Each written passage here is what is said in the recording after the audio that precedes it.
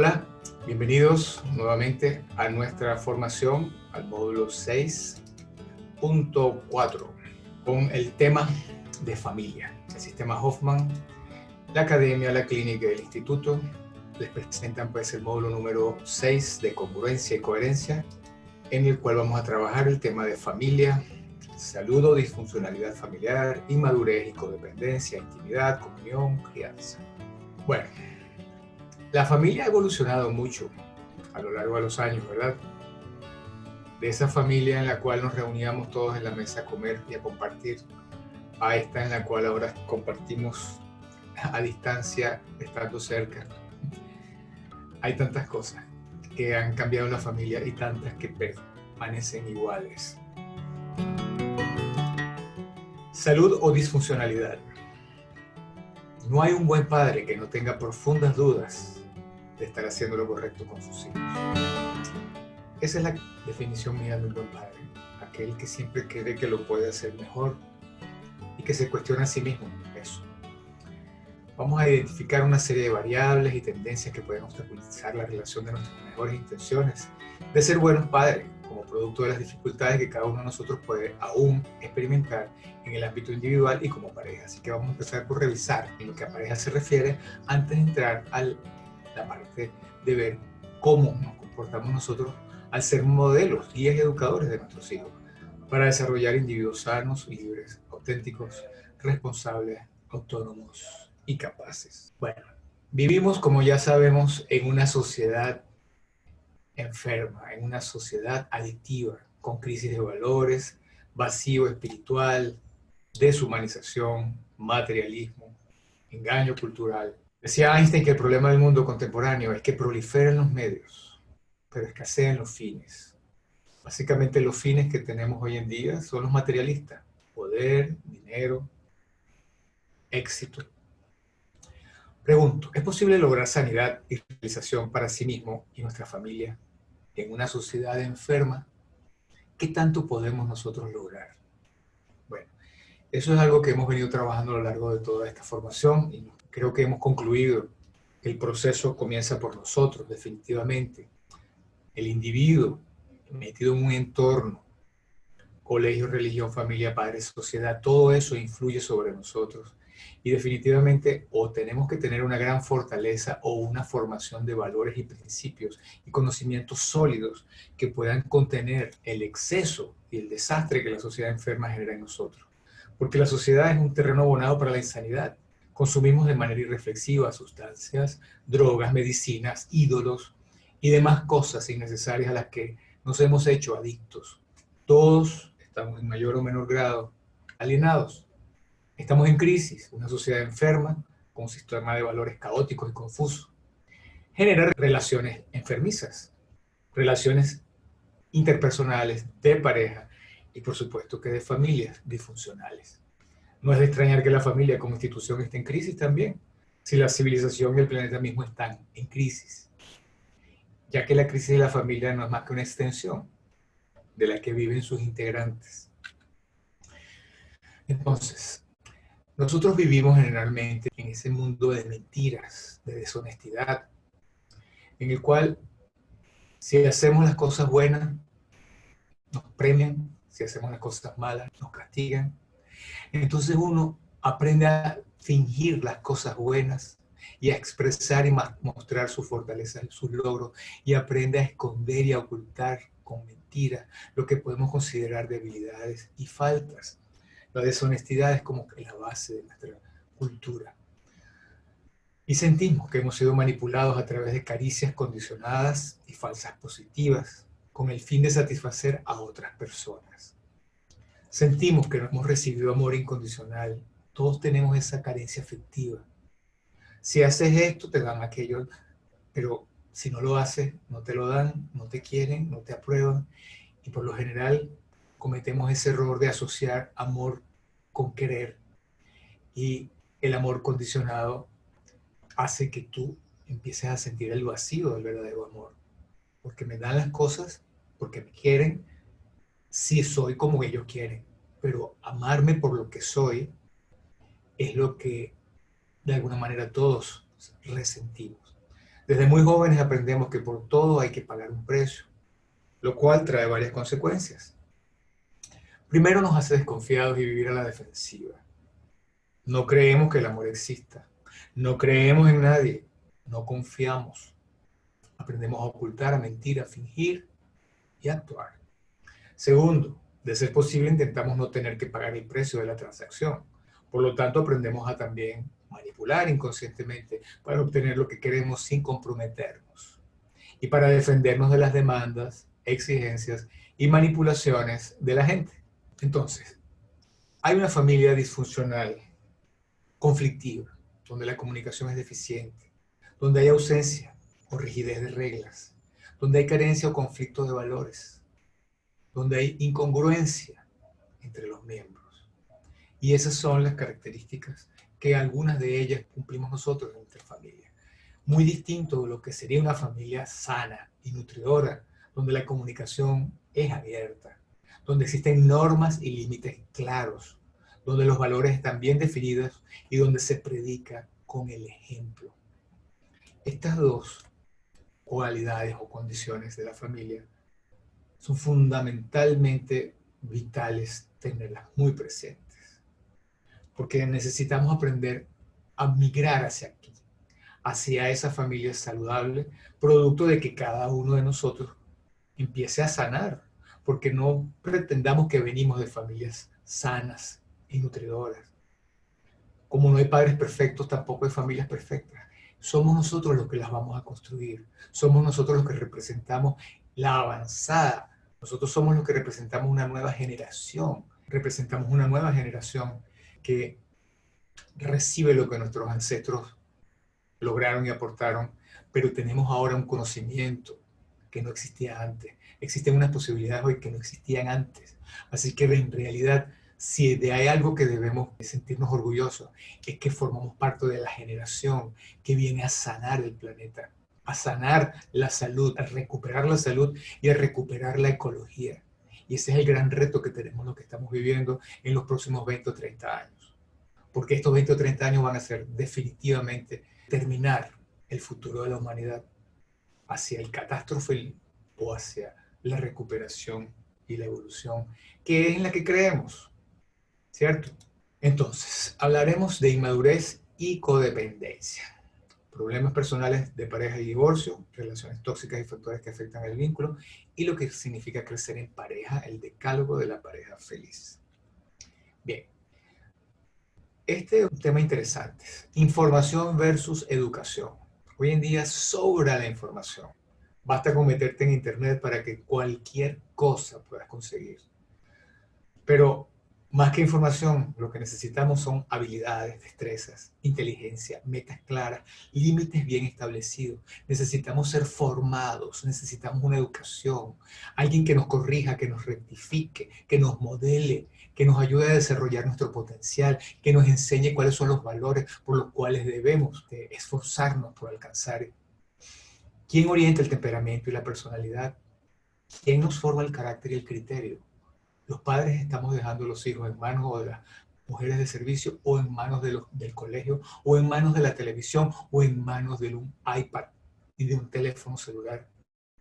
Estamos cada vez más lejos y cada vez los niños, los hijos nuestros, están viviendo y creciendo con un grado de información y desinformación, porque en esta oscuridad, en esta falta de educación, lo que nos encontramos es con la desviación. Educar significa criar, nutrir, alimentar, o sea, sacar algo de, educere, extraer de algo lo mejor. Implica instruir y formar, o sea, inducir, conducir y modelar de manera coherente y sistemática, con el propósito de desarrollar potencialidades, habilidades y destrezas, y cultivar valores, experiencias y criterios para la realización personal, social y espiritual. Ahora, ¿qué problemas repercuten en la pareja y la familia que provienen entonces de esas personas que estamos infelices, insatisfechos? Porque tenemos problemas de estima, mala comunicación, inmadurez, traumas, programaciones enfermantes o minusvalidantes, una alienación cultural, seguramente codependencia y adicciones. ¿Cómo no vamos a estar generando entonces una pareja patológica y luego una familia patológica? Si un padre no es libre, independiente, autónomo y responsable, ¿cómo puede orientar a un hijo hacia esos logros? Así que volvemos a nosotros mismos. Y por eso esto es el programa Vida Plena, Salud Total.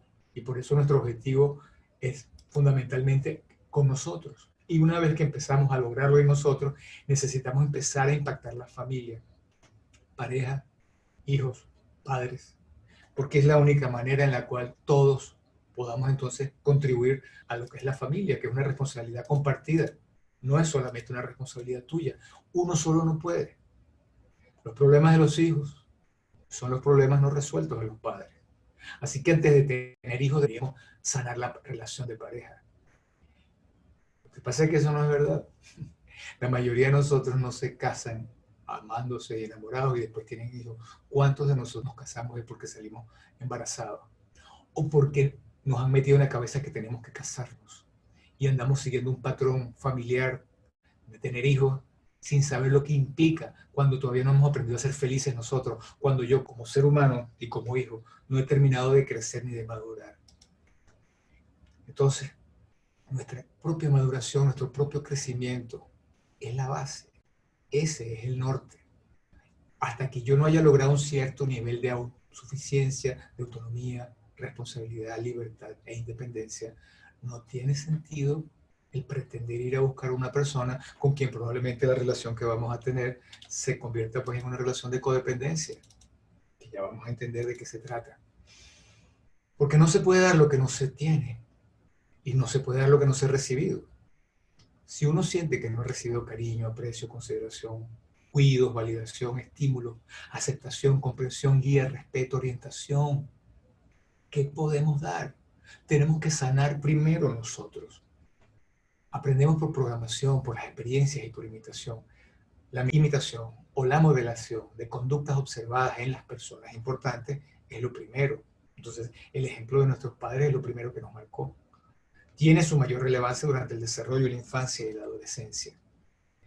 La madurez emocional es el producto de la integración de las vivencias y de la personalidad. O sea que los traumas son experiencias que uno no ha integrado, que uno las ha alejado. Así como esas personas que viven una experiencia traumática y olvidaron todo lo que ocurrió. Bueno, porque el organismo se defiende de lo doloroso de esa experiencia. Bueno, las experiencias dolorosas tendemos a olvidarlas, a borrarlas, a no integrarlas. Lo que genera en nosotros conflicto, lo cedemos al inconsciente. En la medida que se va desarrollando el carácter, la conciencia, el buen juicio, el control emocional y la asertividad, a lo largo de cada etapa del crecimiento, deberíamos entonces ir avanzando, madurando hasta la edad adulta. Entonces la madurez es un viaje desde el temperamento a través de la modelación cultural que nos debería llevar hacia el de crecer y convertirnos en personas, como ya les dije, independientes y autónomas. Comenzamos entonces en la etapa de infancia y adolescencia, una etapa de inmadurez que es normal y natural. Todo niño requiere y precisa depender de un adulto proveedor, porque sus funciones son todas inmaduras. A medida que empezamos a crecer, a caminar, a empezar a valernos por nosotros mismos, aprendemos a comer, etcétera, etcétera, empezamos un viaje entonces que nos va a ir llevando a través de la adolescencia hacia el adulto.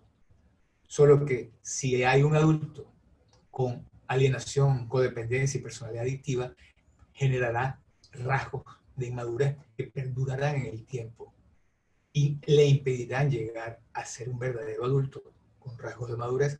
Esto significa que todos envejecemos, pero no todos maduramos. Ese proceso en el cual yo me convierto en un adulto maduro y me individualizo, porque se hace presente nuestro ser real, nuestro yo creativo, se llama individuación. El proceso de maduración entonces va de la infancia, donde somos plenamente dependientes física, económica y psicológicamente, aceptando e identificándonos con los valores familiares. Hay escaso conocimiento, hay mucha inconsciencia e inmadurez.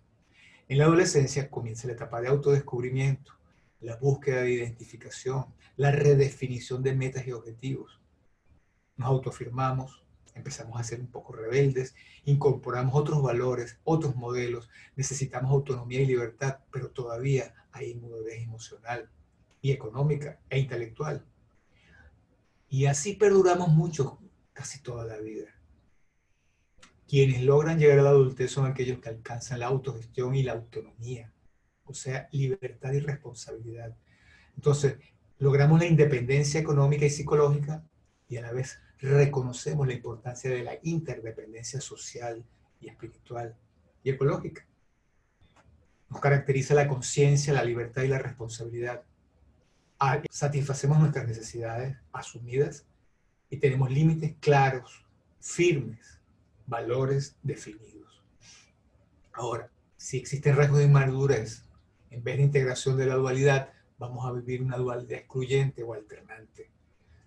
Hago lo que quiero y me siento culpable después, o hago lo que debo y me siento víctima. Esa es la dualidad. La persona madura ha integrado el ego y el ser, ha integrado el quiero y el debo, ha integrado el niño y el padre y funciona con un adulto presente. El rasgo de madurez es la dependencia, la falta de responsabilidad, culpa o víctima. Mientras la persona madura es libre, autónoma y responsable. En el inmaduro hay reactividad, o pasivos o agresivos o pasivo-agresivo. La orientación es hacia otros en cuanto a valores, opinión y crítica. La persona madura ha logrado autoafirmarse, ha aprendido a ser asertiva, auténtica y natural. En la persona con rasgos de inmadurez predomina el sentimentalismo, el exceso de control o descontrol emocional, impulsividad o contención, rigidez o flexibilidad laxa, mientras que la persona madura empieza a haber un control emocional, sensibilidad y emocionalidad asumidas, equilibrio. Los mecanismos de defensa en las personas inconscientes e ignorantes de sí mismos son automáticos e inconscientes. La persona madura justamente empieza a ser consciente de sus tendencias y mecanismos, de manera que estamos conscientes de que existen esos mecanismos en nosotros y no nos dejamos manipular por ellos. La negación, la represión, la proyección, racionalización, actos fallidos, accidentes, olvidos, pesimismo defensivo, optimismo delirante, dogmatización, la descalificación, la inculpación, la mentira, recelos y desconfianza, reproche, evasiones compulsivas, consumismo, adicciones. Todo eso son rasgos de esa personalidad inmadura. Porque, ¿qué significa inmadura? Que no está la parte adulta y consciente. ¿Y cuál es la que está? La parte más instintiva, la parte más básica, la parte de la supervivencia. Todos estos son mecanismos a través de los cuales nosotros propiciamos la supervivencia, nos defendemos de las posibles agresiones o de las agresiones reales o de las agresiones inconscientes que ocurren y de los conflictos que ocurren en nuestra propia mente, porque gran parte de nuestros miedos y temores son simplemente interiores. La madurez es un proceso que va de la dependencia a la independencia. Y luego eso nos conduce a la interdependencia cuando descubrimos que juntos podemos lo que solos no podríamos. Veamos entonces este gráfico. Comenzamos con una etapa de dependencia en donde generalmente somos sumisos. En la infancia empieza a aparecer la rebeldía, que puede ser encubierta, o sea, le decimos que sí a las personas, pero luego hago lo que me da la gana hasta que me descubren, o expresa cuando ya la rebeldía es directa y frontal y voy en contra y estoy en pelea permanentemente, o justificada, donde cuando ya empiezo a lograr ciertos rasgos de independencia y eso me empieza a justificar el que yo sea rebelde, porque recordemos que para poder llegar a la independencia y la libertad, nuestros padres tienen que llegar a creer que nosotros ya somos lo suficientemente competentes y capaces para ellos irnos dejando. Pero los padres también a veces no nos dejan crecer. Algunos quieren que crezcan y te vayas rápido y hay otros que de alguna manera te sobreprotegen o te dan mensajes que te castran y eso te lleva a no tener tú la capacidad de independizarte ni de liberarte. Entonces, hay un periodo en el cual se tiene que confrontar padres e hijos y vamos a ir luchando hasta que uno va demostrándole a los padres, tanto en el sentido intelectual, emocional como económico, que somos libres, y esa es una etapa de tira y encoge, como lo es la liberación de Venezuela de España. Eso no puede ocurrir sin que haya un cierto grado de guerra, o como ocurrió con India, en el cual hubo una guerra, pero una guerra con los brazos caídos, donde no hubo violencia, pero el solo hecho de decir yo no voy a hacer caso a lo que tú me digas, es una violencia también, ¿verdad? Es una violencia pasiva. Hasta llegar a la verdadera libertad. Esa es la meta. La rebeldía es una etapa imprescindible. Toda persona que aspira a llegar a la libertad en algún momento tiene que pasar por la rebeldía, y ojalá ocurra de la manera más rápida posible, mejor orientada posible, porque la rebeldía es la etapa en la cual nos desgastamos todos más y sufrimos más. Bien entendida y bien comprendida por un adulto, podemos lograr pasar por esa rebeldía sin traumatizarnos. La dependencia es el paradigma del tú. Mi vida gira en torno a un tú. Tú cuidas de mí, tú haces o no haces lo que debes hacer por mí, yo te culpo a ti por los resultados. La independencia es el paradigma del yo. Todo gira en torno a mí. Yo puedo hacerlo, yo soy responsable, yo me basto a mí mismo, yo puedo elegir. Y la interdependencia es el paradigma del nosotros. Nosotros podemos hacerlo, nosotros podemos cooperar, nosotros podemos combinar nuestros talentos y aptitudes para lograr juntos un éxito mayor. Lamentablemente nuestra cultura nos ha hablado de que somos medias naranjas, y los hombres y las mujeres o las parejas andan en búsqueda de el complemento, pero sepan una cosa, no somos medias naranjas, somos naranjas completas, y juntas hacemos un jugo de naranja, lo que solas no podríamos. Y si una es relativamente más ácida y seca y la otra es más aguada y más dulce, juntos hacemos un jugo agridulce muchísimo más sabroso, lo que solos no podríamos. El problema está en la inmadurez, porque muchas veces pues hacemos un jugo de naranja con naranjas verdes. ¿Quién se toma eso? ¿Quién se toma eso? Entonces, es responsabilidad de cada uno de nosotros ese proceso de maduración.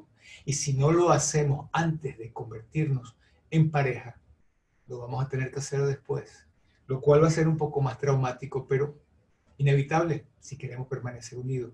¿Qué pasa cuando se unen dos personas con rasgos de inmadurez? ¿Mm? Bueno, una de las cosas que puede ocurrir es la codependencia. Aprendemos a vivir dependiendo uno del otro porque cada quien siente que le falta una parte y la parte es el otro. La codependencia es una complementariedad simbiótica. La codependencia es la adicción a mirar a cualquier otra parte menos hacia adentro. Esa adicción particularmente es hacia personas. Generalmente uno busca en cosas, sustancias, de qué depender. Pero cuando hablamos de personas, se llama precisamente, y el término propio es codependencia. El codependiente es muy sensible a las necesidades de la otra persona, más que a sí mismo. Si eres codependiente, te importarán tanto las reacciones de la gente que en caso de no controlarlas, incluso podrías buscar refugio en la adicción.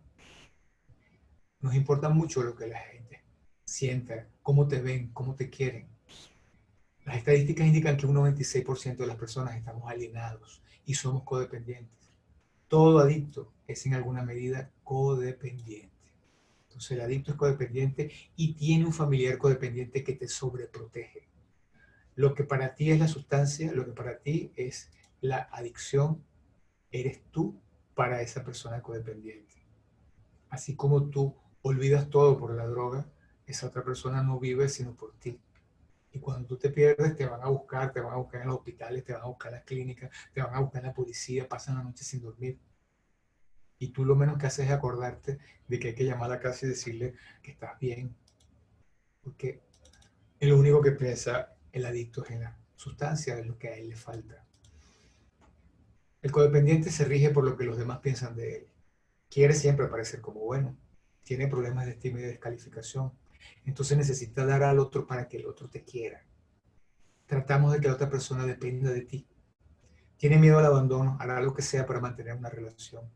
Así que tiende a buscar a alguien más necesitado, a quien cuidar, para asegurarse que no lo abandone. Esta es la parte triste. Es sobreprotector y complace por miedo a que lo dejen de amar. Su autoestima depende de sentirse necesario para esa persona, a quien le resuelve los problemas. No sabe decir no ni fijar límites. Así como el adicto tampoco sabe fijar límites con la sustancia. Hace más de lo que debe y después se siente frustrado porque no le respondieron como él esperaba. Aparenta ser poderoso y fuerte, pero no lo es. Siempre quiere tener el control. Es crítico y culpable a otros de sus desdichas. Reprime y niega los sentimientos. No sabe lo que siente a veces. Es pasivo y sumiso y otras controlador y agresivo. No comunica directa y abiertamente sus necesidades. Manipula para alcanzar indirectamente sus objetivos. Suele ser susceptible, impaciente, intolerante, irritable, impulsivo, insensible, agresivo. Siente incomprensión, soledad, miedo, inseguridad, desconfianza, envidia, critica, intolerancia, desvalorización o sobrevalorización. Así que es muy variable el estado emocional y las distintas emociones que puede experimentar. Definitivamente, en las relaciones los rasgos de inmadurez se manifiestan porque va a haber una relación de dominancia y sumisión. Uno va a ser dominante en algún sentido y el otro sumiso, porque si los dos fueran realmente dominantes, eso sería una pelea permanente. Se puede convertir en una competencia implícita o explícita, que tarde o temprano va a fracasar, porque entonces vamos a competir, a pelear. Hay falta de intimidad real, insinceridad, manipulaciones, incomprensión, intolerancia, violencia, egoísmo, sensiblería, sobreprotección o autoritarismo. Esto suele ocurrir en las relaciones inmaduras de parejas. Y eso nos lleva a lo que llamamos la guerra fría, a una agresión cotidiana en la pareja disfuncional, donde uno se victimiza, se inculpa, donde hay reproches, ironías, humor negro, descalificaciones, ridiculizaciones, críticas, señalamientos, burlas, celos, guerra fría. Decimos que nos queremos, pero verdaderamente nos estamos agrediendo todo el tiempo. Y compensándolo tal vez con sexo, y compensándolo tal vez cada quien con alguna adicción en paralelo. Y por distintas razones, bien sean los hijos o lo que sea, uno se mantiene igual. A veces es por miedo a estar solo. ¿A dónde evoluciona una relación así? Pues al rompimiento o al divorcio, o a una convivencia sin autoestima ni verdadero amor, por dependencia, temor, conveniencia, económica a veces, por patología o simplemente costumbre. Y eso es lo que pasa cuando permanecemos unidos en estas circunstancias. Estamos apesadumbrados, desorientados, desmoralizados, neuróticos, paranoicos. Nos sentimos inseguros, desconfiados, violentados, indignados, confundidos, maltratados, estresados. Y sufrimos de ambigüedad, impotencia, frustración, rabia, depresión, crisis de pánico. Padecemos enfermedades psicosomáticas, hipertensión, cefalea, contracturas, neuritis, gastritis, colitis, neurosis, adicciones, etc. Totalmente enfermos. ¿Cómo lo compensamos? Consensualmente buscando placer y mitigando el dolor, consumiendo alcohol, tabaco, medicamentos, drogas, chucherías, evadiendo, postergando, trabajando, jugando. Estamos adictos y enfermos, como sin una enfermedad manifiesta. Conclusión, padecemos de potencialidades atrofiadas, estamos enfermos, alienados, consumistas, domesticados, propasivos, adictos, con mentalidad de empleado, o sea, dependiendo de otros, que es el que controla, inconscientes, conformistas, facilistas, ignorantes, dependientes, hedonistas, en busca de los placeres, culpables o víctimas, con valores más que valores, antivalores. Entonces, en esa condición de baja autoestima y de amor verdadero, las relaciones de estrés permanente y codependencia, en el momento que se enfrentan a los problemas de la vida, pues convierten el estrés en distrés. Y definitivamente la evasión adictiva y la enfermedad psicosomática son las dos únicas opciones. ¿Y qué pasa cuando hay hijos en esas circunstancias? Esos son los tres chinitos míos. que ya son unos tarajayos. ¿Qué pasa cuando hay hijos en esta circunstancia? Sí, cada uno da lo que recibe, luego recibe lo que da. Cada uno da lo que recibe, pues nuestros hijos van a ser la réplica. Quien recibe atenciones, cuidados y consideraciones, no crean que aprende a valorar, a agradecer y a considerar.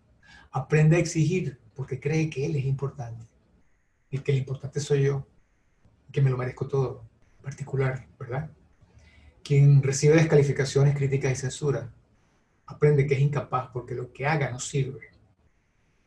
Quien recibe hostilidad, indiferencia y padece carencia, aprende a desconfiar de quien le dé porque él no merece. Si mis padres no me dieron, ¿quién me va a dar? Quien recibe maltratos y abuso, aprende a someterse porque quien lo maltrata, lo quiere, porque no hay nada más doloroso que la indiferencia. Preferible un maltrato. El que es ignorado y no es escuchado ni atendido, aprende a no sentir ni a opinar porque él no importa. La personalidad inmadura es muy susceptible a la vida adictiva, porque no nos queda otra opción que buscar sucedáneo para compensar la infelicidad. Quienes han sido víctimas de maltratos y abusos se encuentran a la defensiva. Suelen sentirse inadecuados, ser sumisos y dependientes, o por el contrario, manifestar rebeldía encubierta o expresa, autoritarismo o agresión. Los mecanismos de defensa más frecuentes son evasión, engaño, mentira, negación, proyección, descalificación, reproche, justificación, inculpación, victimización. Vean estas palabras con particular atención porque hay muchos mecanismos de defensa, pero la persona adicta, fundamentalmente su principal característica es la mentira y la evasión, el engaño, la negación, ve el problema en otros, se descalifica la importancia y la gravedad de las cosas. Reproche, justificación, culpa o víctima. Básicamente, la personalidad inmadura, evasiva y adictiva tiene carácter obsesivo-compulsivo. Todo lo que haga es obsesivo-compulsivo. Incluso cuando, así como es obsesivo-compulsivo con la adicción, si está en tratamiento va a ser obsesivo-compulsivo con otras cosas, porque es parte de su personalidad. Hay mucha ansiedad y angustia, ambivalencia emocional y afectiva, sentimientos de culpa, de víctima, o uno u otro o ambos. Se puede sentir incomprendido, desvalorizado, rebelde, indignado, rabioso, con altos niveles de frustración. No es de extrañar que la familia como institución esté en crisis, ¿no es cierto? Si la civilización y el planeta mismo están en crisis, la crisis es una extensión de la vida de sus integrantes. Hay unos elementos importantes que en las relaciones tenemos que tomar muy en cuenta. Lo que implican los vínculos y lo que implican la falta de vínculos. O sea, para crear vínculos entre dos personas necesitamos reforzar, sintonizar, sincerar, responsabilizar, delimitar, negociar, comunicar, escuchar. Es algo en lo cual uno se compromete con el otro, en el cual hay una necesidad de nutrirnos mutuamente, reforzar, sintonizar, sincerizar, responsabilizar, darle responsabilidades, delimitar, poner límite, negociar, comunicar, escuchar. ¿Qué obstaculizan las relaciones? Las comparaciones, los juicios y la culpa, el mandar, el ridiculizar, el amenazar, el criticar y ofender, el moralizar, el negar principios, el chismear. Y eso proviene pues de lo que una familia disfuncional genera en nosotros. Porque de una manera u otra aprendemos a vivir de esa manera, comparando, juzgando, culpando, mandando, ridiculizando, amenazando, criticando, ofendiendo, moralizando, negando principios, desvalorizando, chismeando. Entonces es muy importante cómo cada una de estas conductas tiene que ser convertida en la otra cosa. En vez de comparar, hay que reforzar. No es que te comparo con otro, es que refuerzo tus propias cualidades y valores. Juzgar y culpar, nos sintonizamos. En vez de mandar, sincerizar, escucharnos. Hacernos responsables en vez de mandar, ridiculizar o amenazar. Poner límites en vez de andar criticando, ofendiendo y moralizando. Aprender a negociar comunicar y a escuchar, cuidándonos pues de negar principios y de los chismes, que es hablar de en vez de hablar con. Manejemos los factores que afectan el vínculo, que son comunicación. Todos estos elementos necesitamos aprender a manejarlos adecuadamente, porque cualquiera de ellos afectan el vínculo. Problemas de comunicación, problemas económicos, la infidelidad, la pérdida del encanto en la relación, la pérdida de, por ejemplo, la sexualidad, la disminución de la sexualidad y considerar que eso es normal. No, no lo es.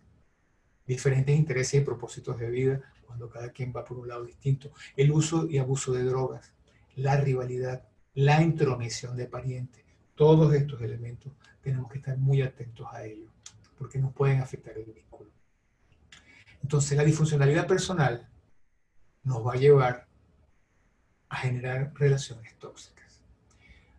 La alienación, la inmadurez, el autodesconocimiento, el autoritarismo, la indiferencia sobre protección, la mala comunicación al no saber escuchar, articular ni lograr hacernos entender, la minusvalidez, heridas y traumas por maltratos, abusos y programaciones insanas, los mecanismos de defensa, nos llevan a generar relaciones donde hay fijación en otros, codependencia, consumismo y adicciones, baja estima, sumisión, dominancia o rebeldía, defensividad exaltada, violencia verbal o física, manipulaciones, engaños, controles, abusos, proyecciones, descalificaciones, reproches.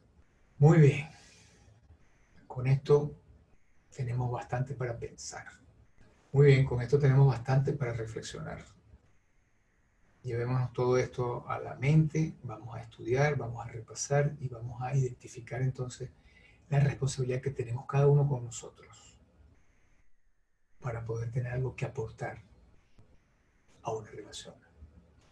Continuamos con el tema de la intimidad y la comunión.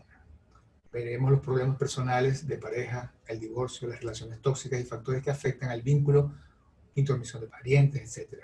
Lo que implica crecer en pareja y el decálogo de la pareja feliz. ¿La intimidad qué es? Es un compartir e intercambiar sentimientos, un acercamiento intenso entre niños libres.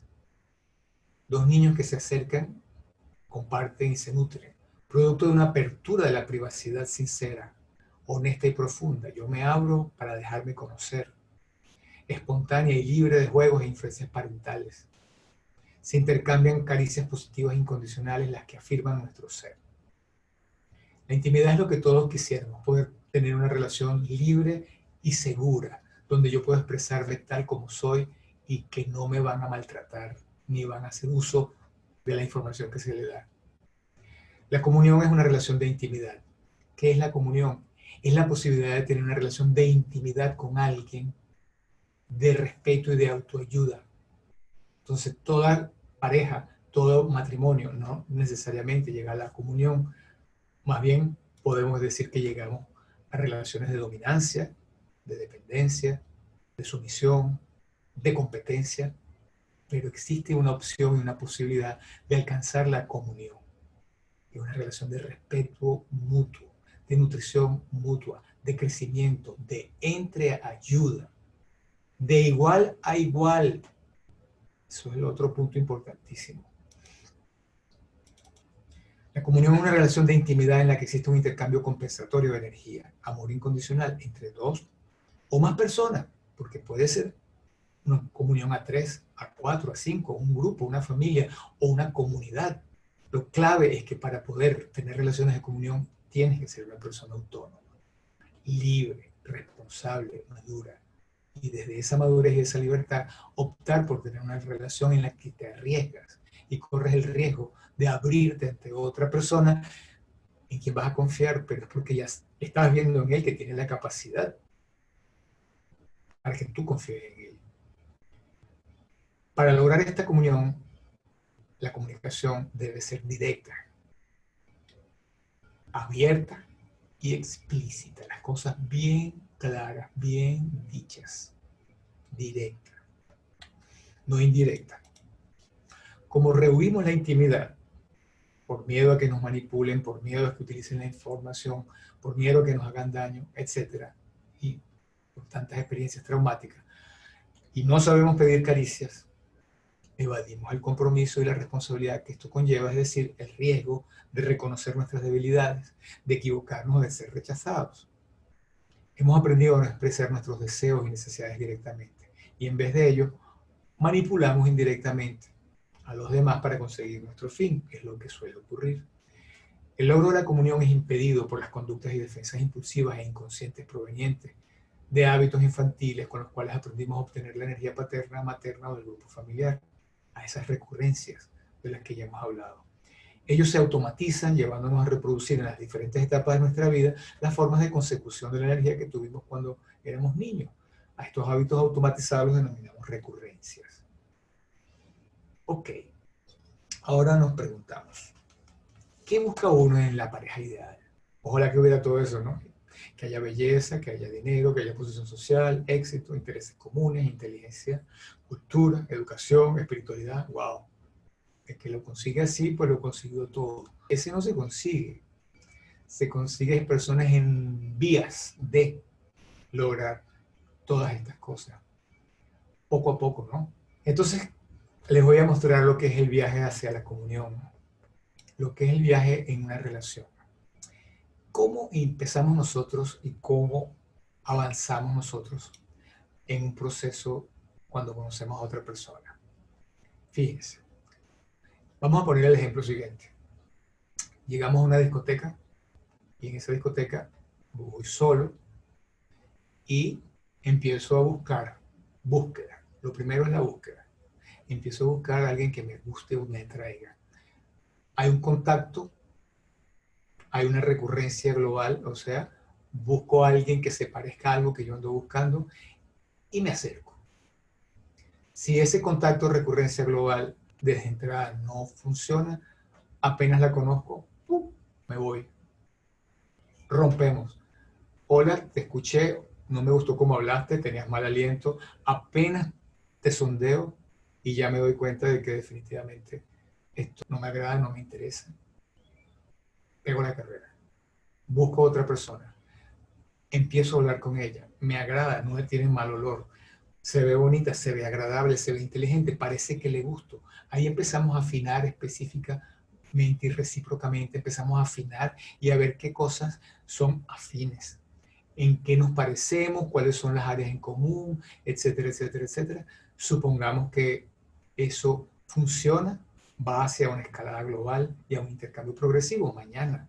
Pero si ese mismo día, cuando empezamos a bailar, al tratar de bailar el tipo no baila bien, o ella no baila bien y a ti te gusta mucho bailar, wow, ya empiezas a darte cuenta que esto no me gusta. Y cuando empiezas a preguntarle sobre ciertas cosas, te empiezas a escuchar que hay algunos detalles culturales a lo mejor que no te funcionan. Y tú decides que esta persona no va. O simplemente no, tú andas buscando tal vez sexo y la otra persona no lo quiere en este momento. Y tú cortas con ella y buscas otra. Y ahí rompes de nuevo. Supongamos que sí quedamos interesados los dos y nos volvemos a llamar por teléfono mañana. Y empezamos a conocernos y yo te visito y tú me visitas y salimos juntos y estamos en esa escalada global de intercambio progresivo hasta que desafortunadamente tal vez vamos hasta la casa a conocer a nuestros padres y cuando conoces a sus padres tal vez los padres no son lo que tú esperabas ni tú eres lo que ellos esperaban o hay una diferencia cultural o económica importante que puede poner en riesgo la relación, o hay alguna otra persona que interfiere. Lo cierto es que avanzas, sin embargo, la relación se puede romper de nuevo y hasta ahí llegaste. Hasta que a lo mejor tú eres de una clase cultural, ella es de otra, y eso es suficiente razón para que esto no funcione en algunos casos. O por el contrario, sí, sí funcionó, sí claro, sí hubo una buena aceptación por parte de la familia, sí hubo un encaje, no importa la clase social, sino que la relación funciona y nos da la posibilidad de ajustarnos y definir la ascensión a los extremos. Entonces, ¿qué significa esto? Uno de los dos empieza a tomar un rol dominante, el otro un poco más receptivo, más sumiso, y empiezan a complementarse. Hay una dominancia implícita que va funcionando solo. absorción recíproca. Yo necesito de alguien que me dirija, que me controle, que me lleve, que me traiga, que me cuide y me proteja, y el otro le gusta tener a alguien que lo atienda, que lo reciba, que lo quiera, que esté pendiente de él, que lo atienda, y ahí va funcionando una absorción recíproca, una relación simbiótica que en la gran mayoría de personas tiene, si se mantiene en esa posición, donde cada quien está conforme con el rol que le toca pasar. Por ejemplo, a los hombres les gusta ser los que producen, los que proveen, que sus mujeres estén en la casa, lo esperen, cuiden a los hijos. Si la mujer es de esa factura, igual que él, esa relación puede funcionar. Pero ¿qué tal si resulta que la mujer también es una profesional? La mujer produce hasta más dinero que el hombre. La mujer tiene que tener muchas otras responsabilidades, así que no puede atender nada más que a los hijos, y le dice al hombre que tú tienes que ir a buscar a los hijos y tienes que hacer esto y llevarlos allá, y llevarlos a lo otro. Bueno, si eso no funciona porque el hombre no puede o no deja y no lo quiere, ahí empieza una pelea en la cual, si funciona, es porque hay una dominancia explícita donde hay uno que ganó y el otro que perdió. Hay la mujer que dijo, bueno, voy a renunciar al trabajo para no perder la relación, para no perder a los hijos. Y esa relación a veces se mantiene porque la persona lo entendió así durante un tiempo. Pero quizás cuando los hijos crecieron, la mujer dice, ¿sabes qué? Yo ahora quiero vivir mi vida, y la relación se rompió, los hijos se fueron de la casa y la mujer volvió a retomar su rol profesional. ¿Qué es una comunión entonces? Porque una relación así también podría evolucionar hacia una comunión, donde ambos crezcan, donde ambos maduren, donde ambos compartan las responsabilidades, todos los roles: el rol de mamá, el rol de papá, el rol de llevar a los hijos, el rol de cocinar, donde ninguno de los dos es diferente al otro en términos de funciones y de roles, porque los roles no tienen sexo. Los roles son elementos complementarios. Hoy cocino yo, de lunes a viernes cocina la esposa, bueno, pero sábado y domingo cocina el esposo, con todo el amor y con todo el cariño, y lo hace divino también. Y esa relación entonces implica una igualdad, una equidad. Eso es lo que es la comunión. Una relación de intimidad en la que existe un intercambio compensatorio de energía, amor incondicional entre dos o más personas responsables, maduras, libres, autoconducidas e independientes. Los dos sabemos cocinar. No es que yo dependo de ti porque tú eres la que cocina, yo lavo los platos. Eso es una relación simbiótica. Nos complementamos. Yo cuando estoy solo y tú no estás, entonces voy a estar quebrado. Para lograr esto, la comunicación debe ser directa, abierta y explícita. La comunión es una relación nutritiva de intimidad entre dos o más personas libres, autosuficientes, responsables, independientes, maduras, en plenitud de facultades que han desarrollado su potencial, en la cual no existen enjuiciamientos, manipulaciones ni juegos psicológicos, pues está orientada hacia el compartir de amor, cuidados y apoyo mutuo. La meta de la comunión en la pareja es la unidad, la complementación en el verdadero sentido de la palabra. Nos complementamos. Yo desde mi yin recibo tu yang, pero yo tengo también un yang que en un momento dado cubre a tu yin, porque cada ser humano tiene su yin y su yang, y cada uno de nosotros necesita el equilibrio en sí mismo. El logro de la comunión es impedido por las conductas y defensas impulsivas e inconscientes provenientes de los hábitos infantiles, con los cuales aprendimos a obtener la energía paterna, materna o del grupo familiar. Entonces, todas esas recurrencias inconscientes, todos esos modelos son los que tenemos que sobrepasar y superar para convertirme en yo.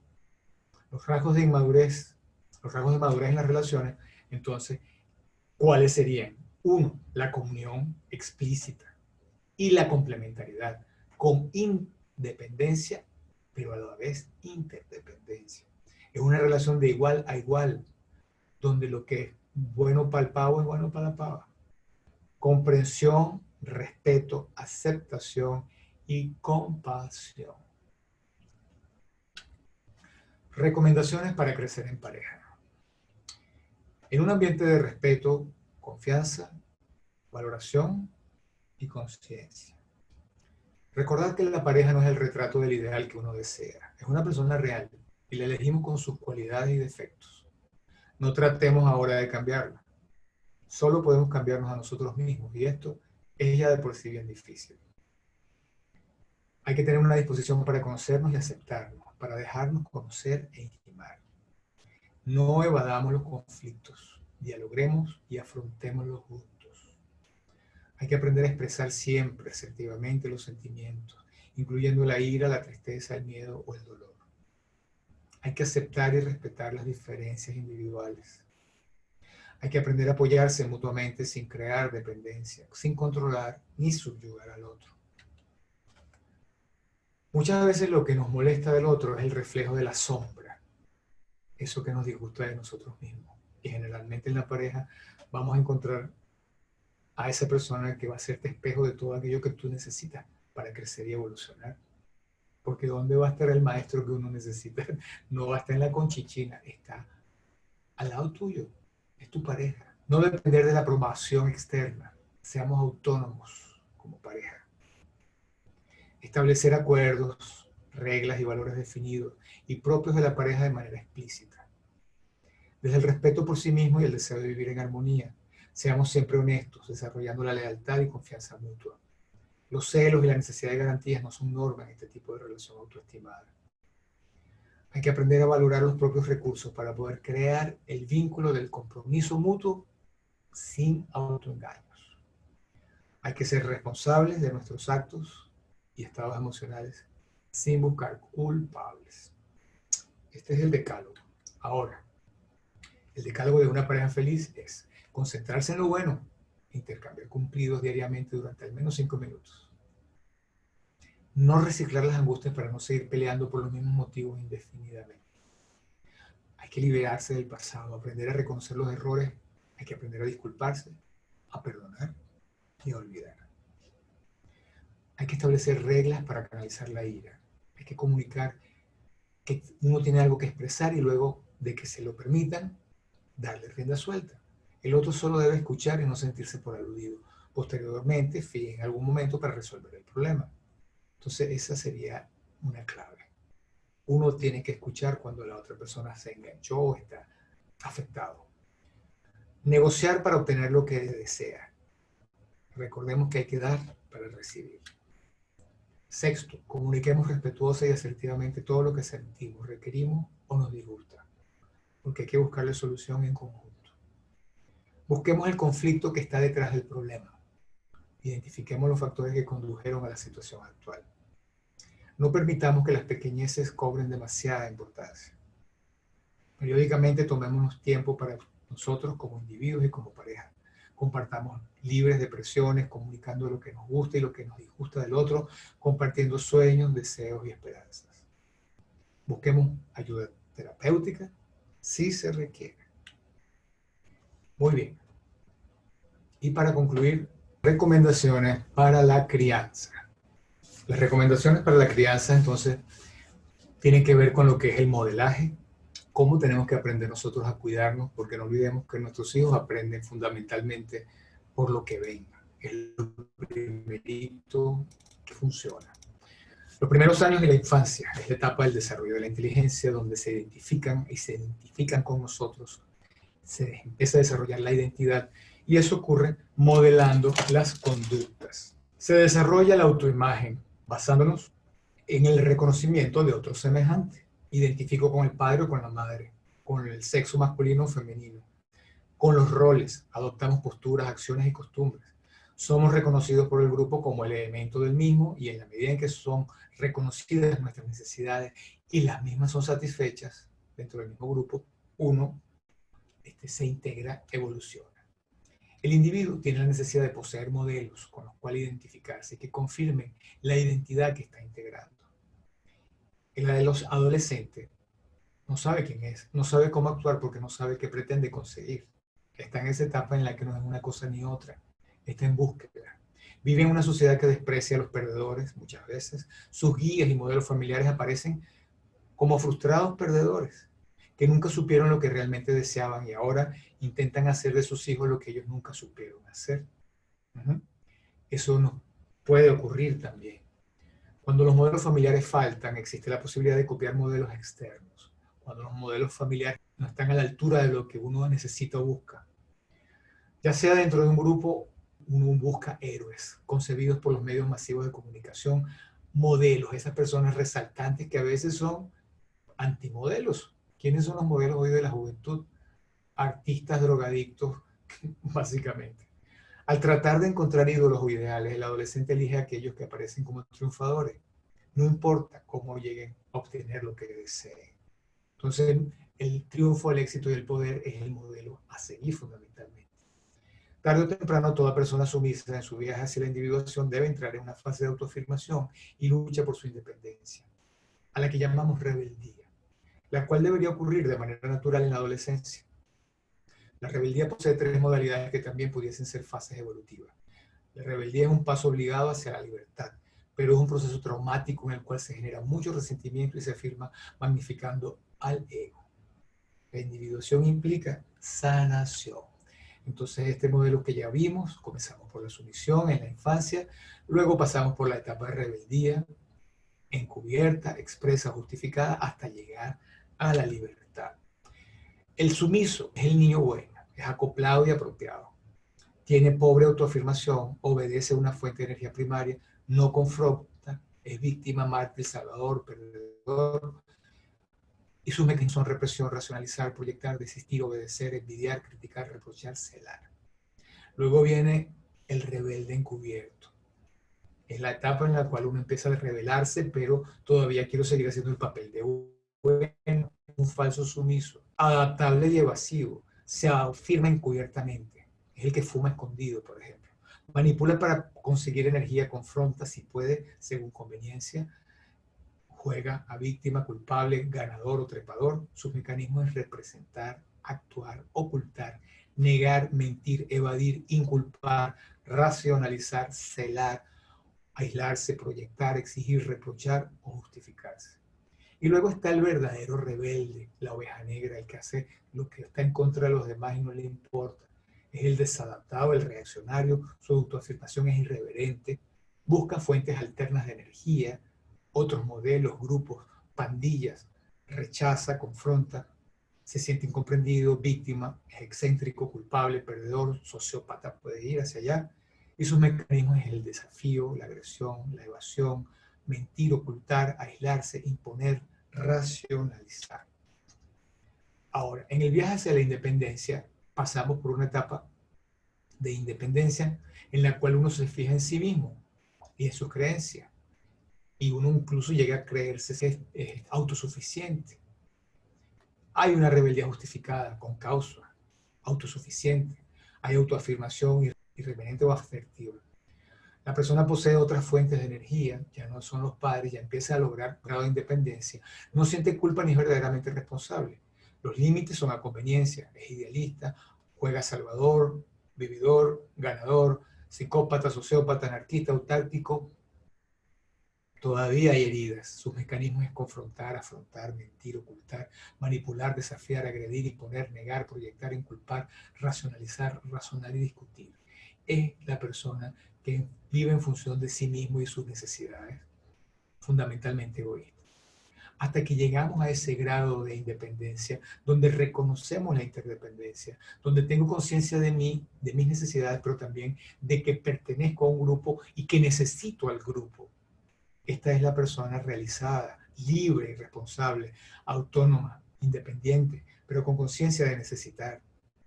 Respeta y acepta, espontáneo y natural. Sus mecanismos es confrontar, afrontar, asumir, ceder, razonar, discutir, afirmar, conciliar, y es una persona sana. Aprendemos por programación, por las experiencias y por imitación. Este mensaje lo recibí yo en una película que vi hace muchísimos años que decía, la palabra orienta, el ejemplo conduce, pero solo la entrega transforma. Algunas personas no han recibido ni siquiera la palabra que los oriente.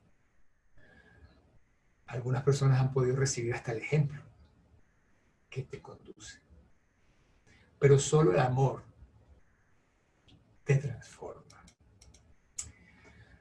Y como solo se puede dar lo que se ha recibido, si nos hemos sentido irrespetados, no escuchados, sermoneados, desvalorizados, ofendidos, inculpados, descalificados, avergonzados, ¿qué otra cosa podríamos dar? Los hijos no deben tener la sensación de que les dedicamos el tiempo que nos sobra, de otras actividades más importantes. Debemos disponer del tiempo necesario para compartir con ellos y no pasar por alto ninguna oportunidad para formarlos. Modelaje de conductas. Es el aprendizaje por imitación. Aprendemos por programación, por experiencias y por imitación. Entonces, el aprendizaje por imitación significa que la imitación o modelaje de conductas observadas en las personas importantes es lo de mayor relevancia y es en lo que aprendemos durante toda la etapa de desarrollo, infancia y adolescencia. ¿A quién imita a su hijo? Bueno, nuestro círculo de experiencia se reduce hasta los 6 años a la familia y a la televisión. Quizá en el colegio luego, a los amigos, a los profesores y después a nuestro lugar de estudio y a donde pasamos con los amigos después de los 14 y los 24 25 años. Así que empezamos primero por la familia, luego por el círculo que es el colegio y luego ya en la calle otras personas. Ahora, ¿qué ejemplo le damos nosotros a nuestros hijos? Si nosotros nos automedicamos, tenemos un bar en la casa, cada vez que hay una fiesta bebemos, fumamos, quizás le podemos estar diciendo que no fumen, que no beban, pero si es lo que yo digo y no lo que yo hago. ¿Qué decimos y qué hacemos? Hay esa incongruencia. ¿A quién creen que le van a hacer caso? ¿A lo que dicen o a lo que ven que tú haces? Pues lo primero que hacemos es imitar, así que te vamos a imitar aunque tú no nos digas 1000 veces lo contrario. Requerimos coherencia y congruencia entre lo que se dice y lo que se hace. Entonces, fíjense, si la conducta habitual es automedicarte cada vez que crees que lo necesitas, dolores, ansiedad, problemas con el sueño, necesitamos entonces revisar en realidad nuestra responsabilidad, nuestro estado de salud y seguir las prescripciones del médico para los problemas crónicos. No medicarte a menos que sea el médico el que te lo indique. La conducta habitual, ¿le doy medicamentos a mis hijos indiscriminadamente bajo mi propio criterio? Pues no. Si he de suministrar un medicamento a mis hijos, lo consulto con el médico o el farmacéutico. No le puedo enseñar a que tómate tal cosa. Para tal cosa es bueno. ¿Aconsejo a otros que tomen medicinas que a mí me van bien? No.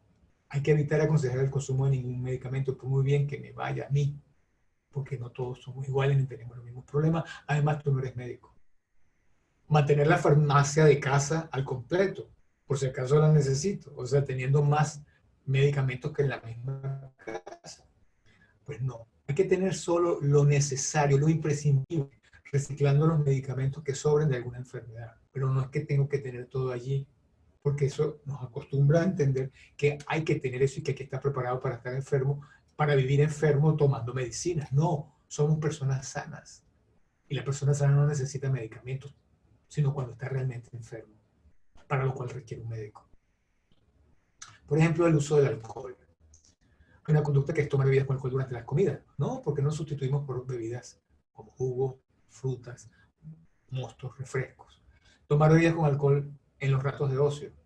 Si deseamos tomar bebidas con alcohol, lo hacemos cuando estemos solos, en casa, no con los hijos. Tomar bebidas con alcohol cuando salimos en familia a tomar un aperitivo. Intentemos alabar las bebidas sin alcohol, sus propiedades y exquisiteces. Tomar bebidas con alcohol cuando vienen los amigos a casa, porque no ofrecemos también bebidas sin alcohol a los amigos que vienen a casa. Tomar bebidas con alcohol en las excursiones al campo con la familia o a la playa. No presumir de ningún aspecto relacionado con las bebidas alcohólicas. Démonos cuenta que estamos invitando y enseñando a nuestros hijos a ser unos alcohólicos y borrachos. El uso del cigarrillo es lo mismo. Fumar indiscriminadamente. Pues no, hay que evitar fumar en casa, proponiéndonoslo y hacerlo siempre fuera de la casa. ¿Tengo tabaco en casa de reserva? No, dejo de almacenar tabaco en casa, incluso me desprendo de la tabaquera. Tengo una tabaquera en casa llena de tabaco.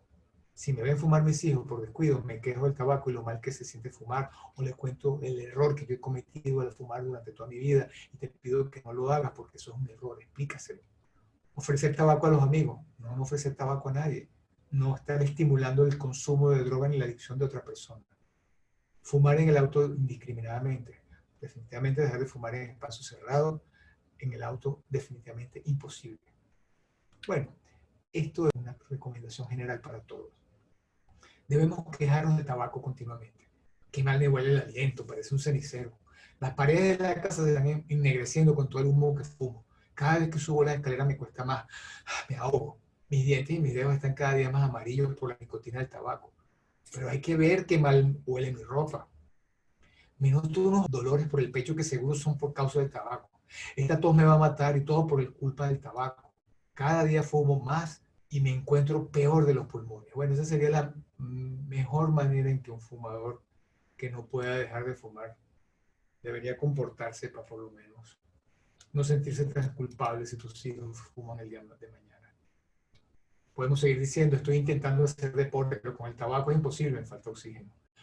Como siga así, cuando tenga 50 años voy a tener que arrastrar la botella de oxígeno para poder respirar. Hoy, mientras tenía un cigarrillo en el cenicero, me he dado cuenta de que me estaba encendiendo otro. Tengo que dejar de fumar. Y pensar que yo con tu edad era de los mejores del equipo de baloncesto hasta que empecé a fumar y tuve que dejarlo todo.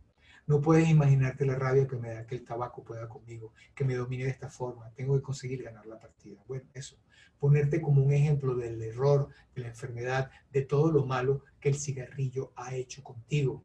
A ver si de alguna manera con eso pudieses modificar un poco lo que es la imitación de tu hijo. Definitivamente que la responsabilidad que tenemos los padres es sumamente importante, grande e irreemplazable. No podemos delegarle esa función a nadie porque son nuestros hijos y para eso los tuvimos. El castigo no es una manera de modelar las conductas. Después de que ya el niño está haciendo algo que a ti no te gusta, no es castigando lo que lo vas a lograr. Porque el castigo es un procedimiento realizado con caricias negativas que te hacen sentir mal, con reforzamientos negativos, falsas caricias o agresiones directas que hacen sentir mal a la otra persona. Así que en realidad, en vez de que la otra persona cambie la conducta, lo que va a aprender es a evadir el castigo. La intención es erradicar una conducta indeseable o penalizarla, pero eso no se logra. Para nada, olvídate. Para modificar las conductas indeseables, lo que esto genera es evitación. Tendentes a evitar el castigo, no a cambiar la conducta en cuestión. Además, induce a la ira y el deseo de venganza, disminuye la capacidad para identificarse y sentir empatía por otro ser humano. Y puede empezar a reaccionar también desde la agresividad y el maltrato hacia otras personas. Entonces, fijémonos, existe un conflicto entre mis necesidades, las que yo quiero, y las expectativas que tienen otros de mí. Entonces, cuando yo hago lo que quiero, vivo el placer a los ojos de la otra persona, que considera que debo hacer algo distinto, soy malo, me desaprueban, me critican, me desvalorizan, y de alguna manera me van a castigar, y eso me va a infligir dolor, por lo cual yo de alguna manera voy a desarrollar una conducta evasiva. Si por el contrario hago lo que debo y no lo que quiero, y me dicen que soy bueno, me aprueban, me estimulan, me valorizan, me dan premios, que me van a dar algún tipo de complacencia, de esa manera están estimulando a que yo alcance y logre algo. Es una conducta de búsqueda. El reforzamiento positivo siempre es más efectivo para el logro de modelar conductas, porque el castigo desarrolla conductas de evasión. Además, se percibe como una injusticia todo esto. Esto se percibe como una injusticia. Por un lado, la búsqueda de placer y la evasión del dolor. Entonces, genera pues esas dos conductas. Una sumisión, pero a la vez tal vez una rebeldía. Y de ahí surge el rebelde sumiso. El que para obtener el placer y hacer las cosas bien, hago el papel de bueno. Sin embargo, escondido, hago lo que deseo, tratando de evadir el conflicto, entonces miento. Hay los dos mecanismos al mismo tiempo. Entonces, fíjense, el niño que quiere, hace, es el rebelde malo, se complace. Sin embargo, va a haber entonces una postura en la cual se me va a estimular si soy bueno, si hago lo que debo, recibo entonces el cariño de mis padres por ser bueno y escondo, miento, evado, evito la confrontación, aparento, oculto, encubro para tratar de mantener mi vida privada de hacer lo que quiero y que mis padres siempre me vean como bueno. De esta manera, evito el sentirme culpable y evito el sentirme víctima. Estoy siempre en una conducta de manipulación. El evasivo, el perfecto, el rebelde encubierto, el falso sumiso, el actor. Ese es el más frecuente, el más común presente en el mundo de las adicciones. Una de las lecciones de la vida es que hay que pagar un precio por todo lo que se quiere. Y esta persona no está dispuesta a hacerlo.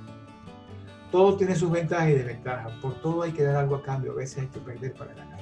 Eso no lo acepta el niño. El niño siempre quiere ganar y quiere obtener un mayor beneficio que lo que da. Esta personalidad inmadura no está dispuesta a renunciar ni a perder nada. No acepta el que se le impongan límites ni restricciones. Por eso no se puede ayudar a quien no quiere ser ayudado. Cuando tú estás en esta conducta, lamentablemente hay que dejar que esa persona se estrelle, sufra y padezca, para que en algún momento concientice y realmente pida ayuda. Muy bien. Y con esto hemos terminado el tema número 4. 6.4 de congruencia y coherencia. Quedo de ustedes para vernos en nuestra próxima clase. Hablaremos del tema 6.5. Hablaremos de sexualidad. Que Dios Padre nos bendiga.